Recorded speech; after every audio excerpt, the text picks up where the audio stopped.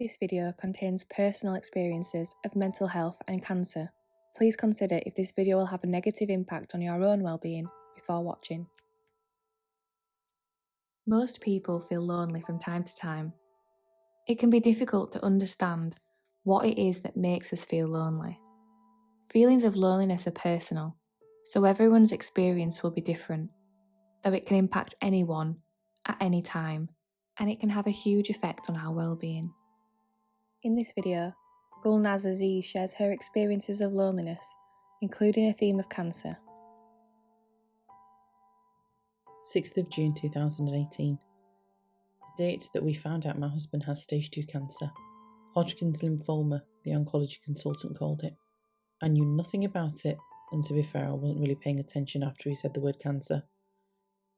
Fighting back the tears, that's a lie. I couldn't fight them. They flowed a lot. I'm holding my husband's hand like I've never held it before.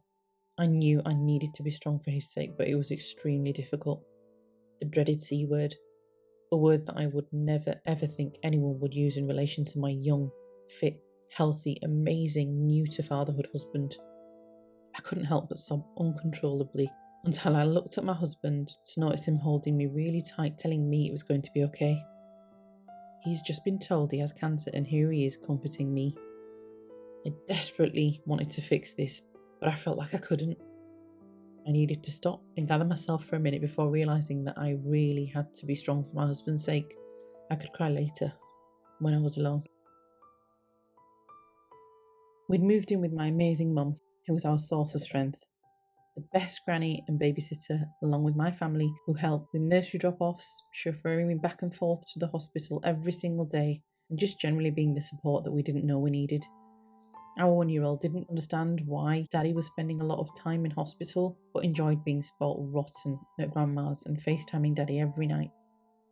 They say it takes a village to raise a child, and I sure had mine behind me in my family and friends.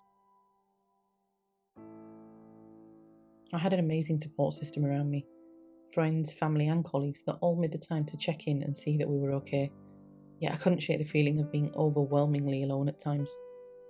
Trying to be there for my husband, my baby girl, my family, trying not to let my work suffer, whilst trying to prove to the world I was okay. How could I not be? It wasn't like I was going through cancer.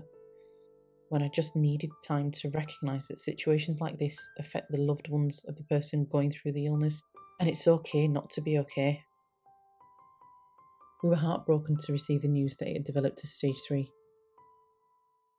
It was difficult to reach out and articulate the feelings of wanting to ensure I was being super strong for everyone around me, especially my husband, mixed with the sometimes emotional, sad feeling of wanting to protect the man I love but feeling like I was failing him. At the time, I felt like I couldn't fix the situation for one of the most amazing, inspirational, strong people I have ever known. I was juggling work with daily hospital visits, and my work was suffering. Having a supportive team and line manager was so important in helping me feel like I wasn't alone. I recall a particular occasion of catching up with my line manager over a coffee. He asked how my husband was doing and what more he could do to support me. I burst into tears, my poor manager, and he didn't run away. He sat and listened. He didn't judge.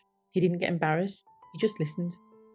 Having a simple conversation, knowing the person I was talking to was listening without judgment, helped me feel like I didn't need to be quite so strong all the time and put on a brave face when facing the world.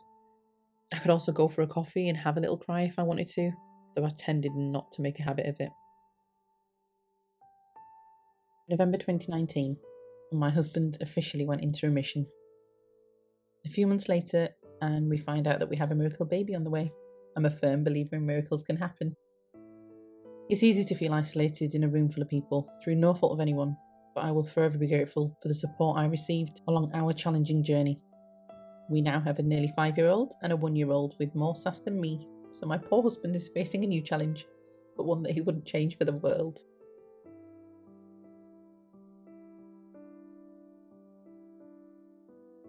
Loneliness is not always the same as being alone. You may have lots of social contact with friends, or be in a relationship, or part of a family, and still feel lonely. There are many resources and support available throughout the civil service. Your line manager, the Employee Assistance Programme, Mental Health First Aiders, the charity for civil servants.